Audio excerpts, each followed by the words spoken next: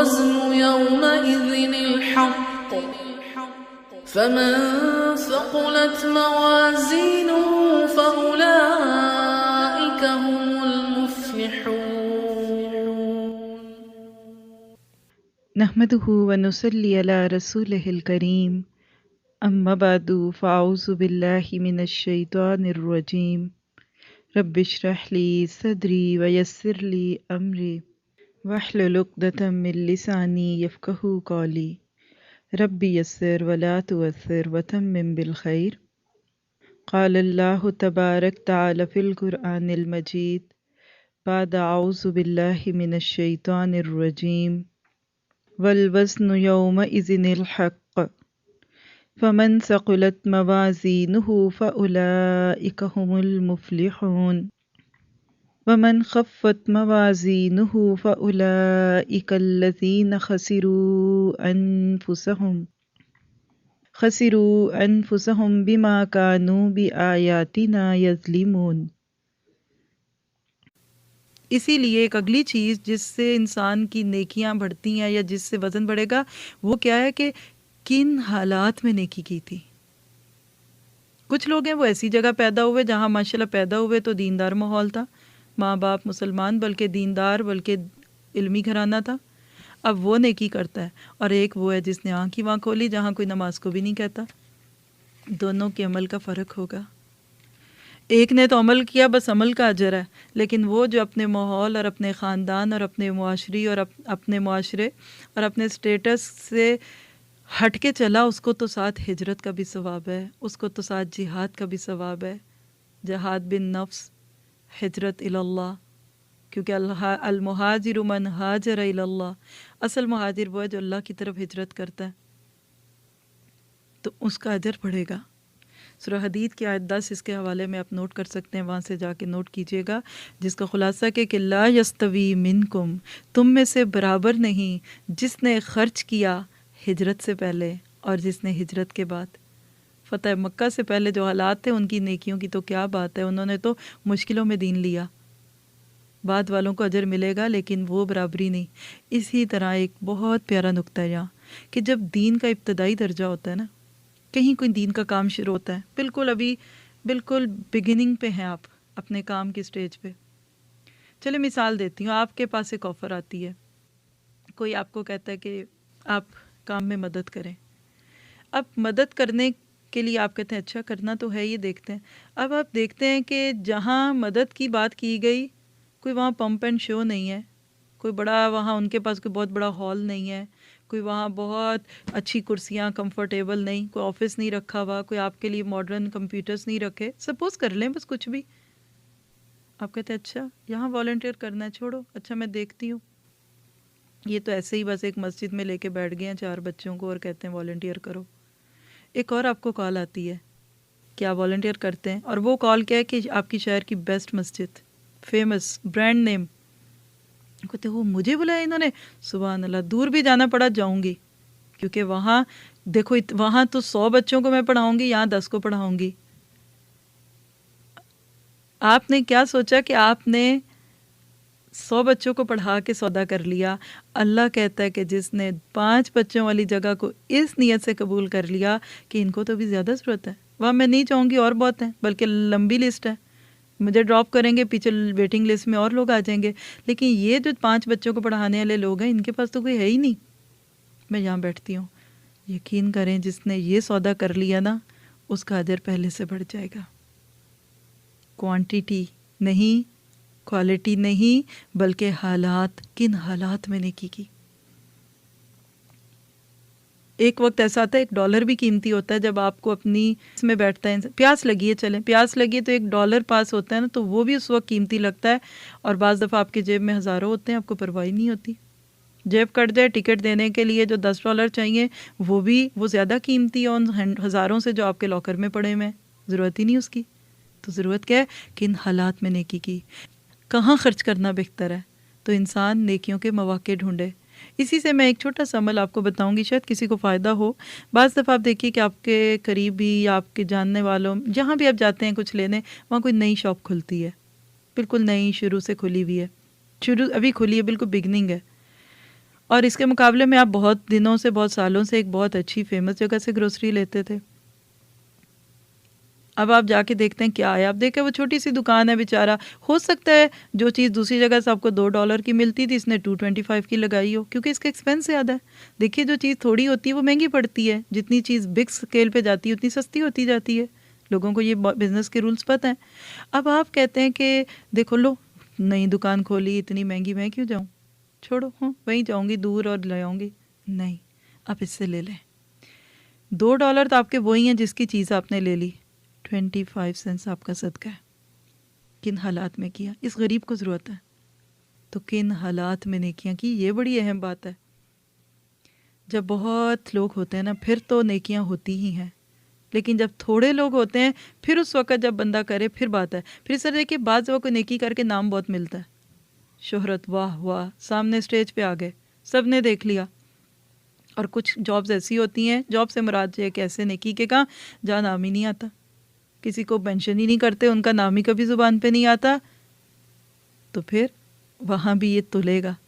ایک اینٹ وہ ہے جو کسی مسجد کے سامنے لگتی ہے، اس کی بھی قدر ہے، ٹھیک ہے، لوگ کہیں گے بڑی خوبصورت ڈیکوریٹڈ مسجد ہے، لیکن وہ اینٹ جس نے اپنا آپ توڑ کے کچرا کچرا بن کے بنیادوں میں کٹ گئی، اس پہ مسجد قائم ہے۔ یہ فرنٹ کی اینٹ اتر بھی جائے گی نا، اس کی جگہ دوسری آ جائے گی۔ ہر بندہ اترتا ہے اپنے وقت میں اور دوسرا آتا ہے، کوئی ہمیشہ نہیں رہتا ایک جگہ پہ، لیکن بنیاد کی اینٹ اگر آپ نے لینی ہے نا واپس تو پھر مسجد گرانی پڑے گی۔ اللہ کرے کہ ہماری سوچ کا انداز بدل جائے۔ آخری چیز ایک رکھوں گی کیونکہ موضوع طویل ہوتا جا رہا ہے، آگے بھی کئی باتیں آئیں گی تو انشاءاللہ اس پہ آگے کرتے جائیں گے۔ ایک آخری چیز اس پہ آپ کو ایڈ کراؤں گی جس سے بندے کی نیکیاں بھاری ہوتی ہیں، اپنے نفس کا رجحان کیا تھا، آپ کو پسند کیا تھا کرنا۔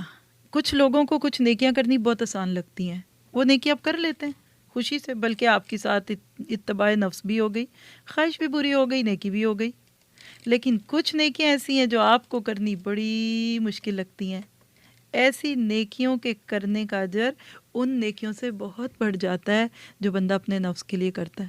بس ایک بندے اس کو روزہ رکھنا بہت آسان ہے، اس کو روز رکھوا دیں، اس کو کوئی پرواہ نہیں۔ ایک دوسرا بندہ اس کو بھوک بہت لگتی ہے یا اس کو اتنا میلان نہیں، پہلے کو بھی اجر ہے لیکن دوسرے کو انشاءاللہ اس سے بھی زیادہ ہوگا، کیونکہ یہ نفس کا جہاد بھی ہو رہا ہے نا۔ کچھ لوگ ہیں وہ صبح اٹھتے ہیں بڑے فریش مزے سے اٹھ جاتے ہیں، اٹھتے ہی فوراً بستر چپتا ہے ان کو، بیٹھ جاتے ہیں، اس کو بھی اٹھ کے نماز پڑھنے کا اجر ہے۔ لیکن جو نیند توڑ کے، جس کو صبح اٹھنا ہی مشکل ہے، جن کی خواہش ہی یہ ہے کہ اللہ کرے سورج 9 بجے سے پہلے طلوع ہی نہ ہو، اس کا اللہ کے لیے 5 بجے 6 بجے اٹھ کے پڑھنا اس کو زیادہ اجر دلوائے گا۔ کچھ ایسے ہیں جن کو گانے ویسے ہی بڑے اچھے ہی نہیں لگتے، بالکل بیکار ہیں، کوئی ڈانس کا شوق نہیں، کوئی میوزک نہیں، کچھ نہیں، کوئی کچھ نہیں، ٹھیک ہے وہ بھی نہیں کریں گے، انشاءاللہ ان کو بھی اجر ہے نہ کرنے کا۔ لیکن جن کی چیزیں رگو و ریشے میں جا چکی ہوں، جن کو ان چیزوں کی عادت ہو چکی ہو، جن کو نیند نہ آئے اور جن کی موویز راشن کے ساتھ آتی ہوں، اگر وہ چھوڑیں گے تو انشاءاللہ ان کا اجر زیادہ ہے۔ فَمَن ثَقُلَتْ مَوَازِينُهُ فَأُولَٰئِكَ هُمُ الْمُفْلِحُونَ، جن کے پلڑے بھاری ہو گئے وہی فلاح پائیں گے۔ اسی لیے اللہ تعالیٰ ہمیں دعوت دیتا ہے اپنے اعمال کو بھاری کر لو، حرام کو چھوڑ کر حلال پہ آ جاؤ۔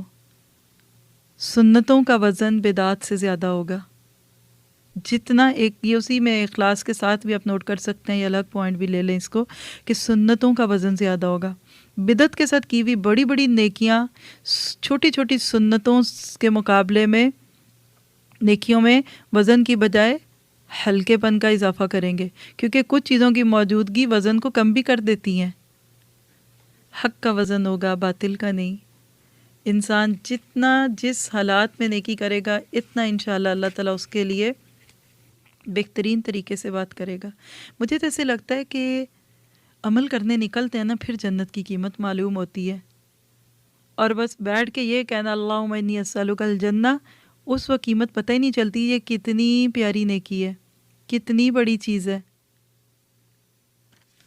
وَمَنْ خَفَّتْ مَوَازِينُهُ فَأُولَٰئِكَ الَّذِينَ خَسِرُوا أَنفُسَهُمْ بِمَا كَانُوا بِآيَاتِنَا يَظْلِمُونَ، اور جن کی نیکیوں کے پلڑے ہلکے ہوں گے پس یہ وہی لوگ ہیں جنہوں نے خود اپنا نقصان کر لیا اور ہماری آیتوں کی حق تلفی کرنے کے سبب۔ اب یہ اس تصویر کا دوسرا رخ ہے. ہلکے وزن ہوں گے. من کون ہے یہاں؟ دو معنی اس کے وہی جیسے اوپر بھی ہم نے دیکھے تھے. من مسلمان بھی ہو سکتا ہے اور کافر بھی ہو سکتا ہے. مسلمان ہوگا تو بے عمل مسلمان مراد ہے، یا اس کے عقیدے میں کوئی ایسی چیز ہے کہ جو اس کی نیکیوں کے وزن کو کم کر رہی ہے، یا وہ مومن ہے جس کا نیکیوں کا پلڑا ہلکا ہو گیا. اور کافر ہوگا تو پھر کوئی بھی کافر مراد ہے، کیونکہ کفر کی موجودگی میں تو فلا نقیم لہم یوم القیامت وزنا، عمل بھاری ہو جائے، ہلکے ہو جائیں گے ان کے. اسی طرح اس سے مسلمان مراد لے تو اس سے مراد ہے مخلوط عمل کرنے والے مومن کھلے ملے. سورۃ توبہ میں آپ پڑھیں گے کہ خلطوا عملا صالحا وآخر سیئہ. کچھ لوگ ایسے ہیں جنہوں نے عملوں کو ملا جلا لیا ہے، کچھ اچھے عمل کرتے ہیں تو کچھ برے عمل کرتے ہیں. تو یہ ان کی باتیں پھر ان کی تلیں گی، کیا کیا، اچھا کیا کہ برا کیا، کم کیا کہ زیادہ کیا. بعض دفعہ نیکیاں بھی کرتے ہیں اور برائیاں بھی کرتے ہیں. ایسے نہیں لگتا کہ یہ کچھ ایسے ہی لوگوں میں اللہ نہ کرے ہمارا معاملہ آ جائے کہ نیکیاں بھی ہیں برائیاں بھی. اب کیا کریں؟ ایک وہ تھا جو کرتا ہی نیکیاں ہیں، ماشاءاللہ اس کے نیکیاں بڑھتی گئیں، جتنی نیکیاں بڑھی آخرت میں درجے بڑھے. خفت موازین کب ہوا؟ کچھ نیکیاں تھیں کچھ برائیاں تھیں. ایسے بندے کے ساتھ معاملہ کیا ہوگا کہ ایک پلڑے میں نیکیاں رکھی جائیں گی، دوسرے میں برائیاں، اور پھر نیکیاں زیادہ ہیں تو پھر نیکیاں ملیں گی، برائیاں مراد زیادہ ہیں تو پھر برائیاں ہوں گی. الذین خسروا انفسہم، وہ لوگ بینک کرپٹ ہو گئے. یعنی یہاں الذین خسروا سے کیا مراد لیا گیا؟ کہ جنہوں نے اپنی فطرت کو کھو دیا، جس فطرت پہ پیدا کیے گئے تھے نا توحید کی، اس کو کھو دیا، اور عمل صالح کی بجائے اللہ کی نافرمانی کے عمل کیے. ایسے عمل کیے کہ جس پہ عذاب کا آنا لازمی ہے. اور الذین خسروا سے وہ لوگ مراد ہیں جو آیتوں کی تصدیق کرنے کی بجائے تکذیب کرنے لگے. آیتوں کے ساتھ ظلم کیا ہے؟ کہ ان کو نہ ماننا، اس کا مذاق اڑانا. سورۃ قاریہ میں بھی آپ پڑھیں گے جا کے انشاءاللہ. فمن ثقلت موازینہ فہو فی عیشۃ راضیہ واما من خفت موازینہ فامہ ہاویہ. بس جس کے پلڑے بھاری ہوں گے وہ دل پسند دنیا میں ہوگا، اور جس کے پلڑے ہلکے ہوں گے اس کی ماں تو حاویہ ہے. اللہ اکبر. حاویہ جہنم کا وہ حصہ ہے جہاں خواہشوں کو پوجنے والے ہوں گے، اور روایت میں آتا ہے کہ یہی سب سے نچلا درجہ ہے، درک اسفل ہے، جس کا ذکر 5ویں پارے کے آخر میں آپ پڑھ چکے. ان المنافقین فی الدرک اسفل من النار، کہ منافق جہنم کے سب سے نچلے گھڑے میں ہوں گے. اور حاویہ ہوا سے نا، ہوا خواہش کو کہتے ہیں، لسٹ، ڈیزائر. ہم بہت گلیمرس لوگ ہیں، ہمیں خواہشات کو پورا کرنا ہے. جو خواہشات کو پورا کرے گا پھر حاویہ اس کو یوں گود میں لے گی جیسے ماں لے لیتی ہے، امہ حاویہ. اللہ تعالی ہمیں ایسے لوگوں میں نہ کرے. اللہ تعالی ہم سب کی مدد فرمائے. سبحان ربک رب العزت عما یصفون وسلام علی المرسلین والحمد للہ رب العالمین. ربنا تقبل منا انک انت السمیع العلیم وتب علینا انک انت التواب الرحیم. وصلی اللہ تعالی خیر خلقہ واصحابہ اجمعین برحمتک یا ارحم الراحمین. آمین. ربنا آتنا في الدنيا حسنة وفي الآخرة حسنة وقنا عذاب